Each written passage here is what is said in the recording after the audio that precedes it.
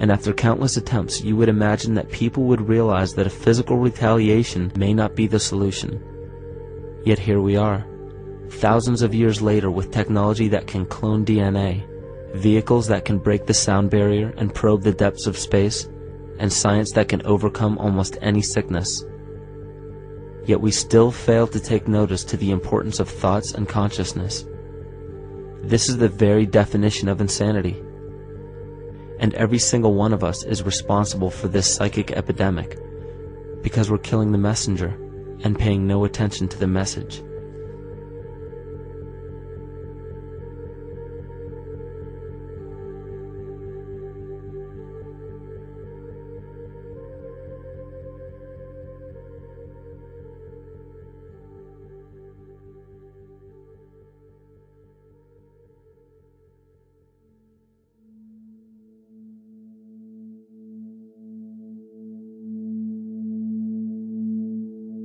During the 1990s, 3 Nobel laureates in medicine advanced research that revealed the primary function of DNA lies not in protein synthesis as widely believed for the past century, but in electromagnetic energy reception and transmission. Less than 3% of DNA's function involves protein manufacture.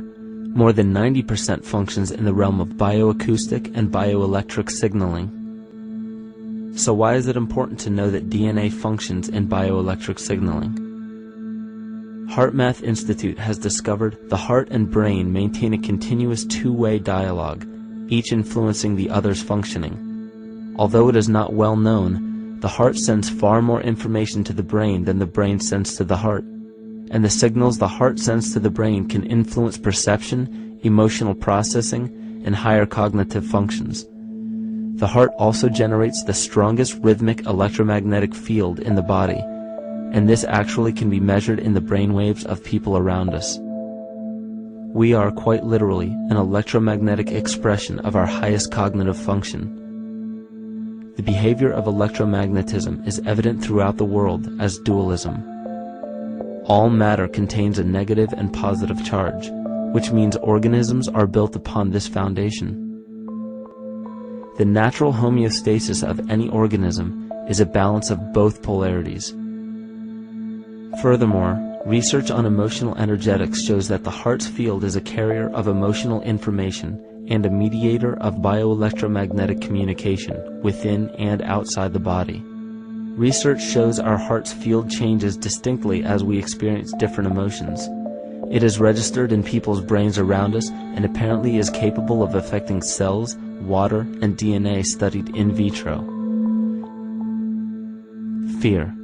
The chemical supplied by a collective parasite creates a distinct bioelectric signal given off by the host. This signal is disseminated to the organisms within our community and will grow outward through the entire organism unless it is counterbalanced by an opposing force. Dr. Fritz Alan Popp discovered that the cells in our body communicate through biophotons, which are tiny particles of light that are single units of an electromagnetic field. This communication system within our body also exists between people in what's known as morphic resonance. This was known by the shamans, sages, and adepts of antiquity. These teachings were commonplace in prehistoric cultures. It wasn't by sheer chance that artistic expression and rituals were the cornerstone of every ancient civilization. Art was used as a personal method to exercise the shadow content of the psyche and introduce it to the conscious mind.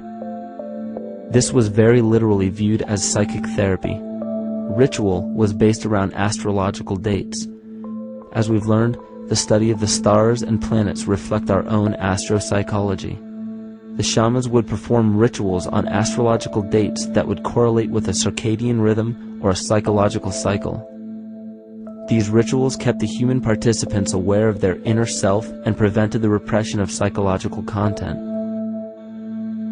As long as people were facing their inner demons and accepting them as their own, they were not collectively projecting them into the physical world. If you bring forth what is within you, what you bring forth will save you. If you do not bring forth what is within you, what you do not bring forth will destroy you.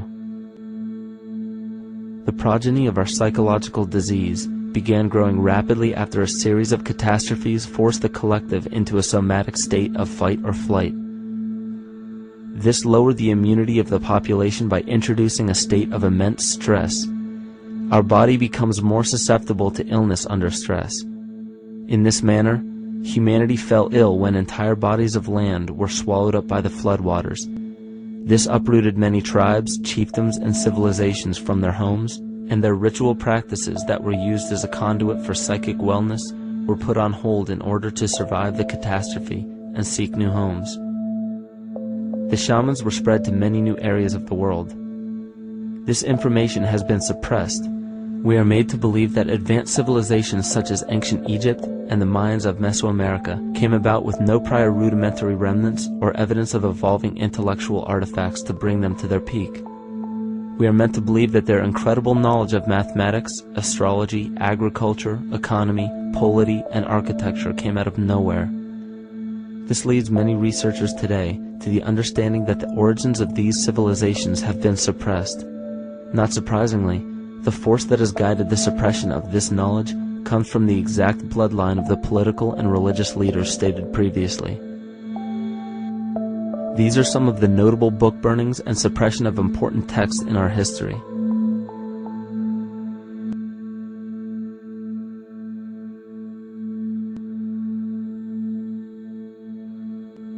Yet after all of this suppression, there are still remnants of the dispersion of elder civilizations in nearly every country.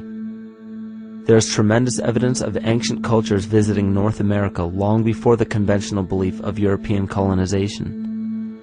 Barry Fell states in his book America BC, there are ancient inscriptions now being reported from nearly all parts of the United States, Canada, and Latin America, written in various European and Mediterranean languages in alphabets that date from 2,500 years ago.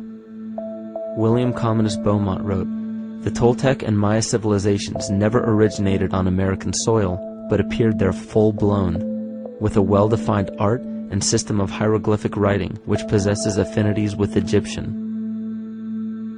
It is found that there are thousands of prehistoric sites across New England and several other northern states showing inscriptions, carvings, and mounds created by Druidic mariners as far back as 800 BC. To suppress this information further, it was not only imperative for the bloodline to burn the documented texts containing true historical information, but to wipe out the cultures that derived from these ancient shamans. The most devastating genocide ever endured was and still is the annihilation of shamanic tribes. We've lost our traditional roots and don't know about ritual. The dragon dances and the ghost dances of the Native American Indians, what do you think that was all about? All the shamans of the world, when they do their rituals, they're doing that. Their work, harmonically through dances, is to strengthen the immune system of the earth. But they've been all murdered. So that was why in the 17th century, exactly the same period I'm talking about, there was an all-out agenda that when you come across indigenous people, you annihilate them. Columbus was sent on his expedition along with agents of the crown to disrupt the lives of the natives and seize mineral resources. He visited every island in the Caribbean, depleting the gold and taking as many slaves of the native Taino tribe as possible. 5 million natives were murdered within 3 years, according to Leah Trabeck. Within 15 years, the Arawak tribe of 250,000 was completely wiped out. The population of the United States prior to European contact was greater than 12 million. 4 centuries later, the count was reduced by 95% to 237,000. From 1494 to 1508, over 3 million people had perished from war, slavery, and the mines. Who in future generations will believe this? I myself, writing this as a knowledgeable eyewitness, can hardly believe it. My eyes have seen these acts so foreign to human nature, and now I tremble as I write.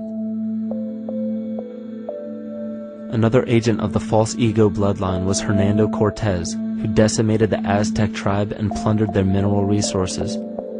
This again was the case through Cortez's second cousin, Francisco Pizarro, who conquered the Incan Empire in Peru. These atrocities are seen throughout Africa, New Zealand, New Guinea, East Timor, and are still seen today in Canada. This was a deliberate attempt to bury any surviving remnants of the ancient world and our true history. It is a naive mistake, however, to categorize and blame everything and everyone involved with politics or religion for this suppression of knowledge. It is only natural for people to crave spiritual understanding when there are so many manufactured missing links and perversions in the spiritual text today. And due to this void of spiritual wisdom, honest and moral people who are simply trying to understand their place in this world become the prime consumer market for those who wish to exploit this vulnerability.